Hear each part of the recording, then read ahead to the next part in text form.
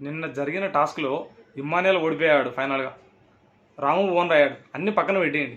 నాకైతే రైతు విషయంలో ఒకటే కోపం వచ్చింది. తనకంటే ఒక ఛాన్స్ వచ్చినప్పుడు, బొమ్మలు తీసుకోవడానికి ఛాన్స్ వచ్చినప్పుడు రాముకి కొన్ని ఉంచి తను కొన్ని తీసుకుంటే జెన్యున్గా ఆడింది అని చెప్పేసి ఆడియన్స్ కూడా ఒక ఫీలింగ్ వచ్చేది. అలా కాకుండా దొరికిందిలే ఛాన్స్ అని చెప్పేసి మొత్తం అన్నీ తీసేసుకొని తన దాంట్లో వేసుకుంటే రాము గమ్మ ఉన్నాడని చెప్పి అలా చేయడం కరెక్ట్ కాదు కదా. తనకంటూ కొన్ని బొమ్మలు ఉంచి తను కూడా సేవ్ చేసి తను కూడా సేవ్ అవ్వాలి. సేవ్ అయ్యి తన తర్వాత తన బొమ్మలన్నీ కాపాడుకోవాలి. అలా ట్రై చేసింటే బాగుండు. అలా కాకుండా రాముని పూర్తి ఎలిమినేట్ చేస్తుంది తనకు ఛాన్స్ వచ్చింది అని చెప్పేసి. ఆడికి ఇమ్మానుయల్ క్వశ్చన్ చేశాడు, మీరు ఎందుకు ఇలా రాముని చేస్తున్నారు, ఇలా తను కూడా ఎలిమినేట్ అవుతాడు కదా, తను కూడా కొన్ని ఉంచాలి కదా అని చెప్పేసి అలా అడిగాడు. అది కరెక్టే కదా. అసలు అప్పుడు రీతు జెన్యున్గా ఆడలేదని చెప్పేసి నాకైతే అనిపించింది నేను లిటరల్లీ చెప్పాలంటే.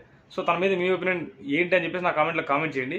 అలాగే సుమనన్నను సంజన గారు కొన్ని మాటలు అన్నారు. నిన్న టాస్క్ అయితే బీభత్సమైన గొడవలు జరిగాయి. మొత్తం ఒక ఫుల్ వీడియో చేసి నేను యూట్యూబ్లో అయితే అప్లోడ్ చేశాను. యూట్యూబ్ లింక్ బయోలో ఉంది. మీరైతే ఫాలో కొట్టి ఛానల్ అయితే సబ్స్క్రైబ్ చేయండి. Thank you guys.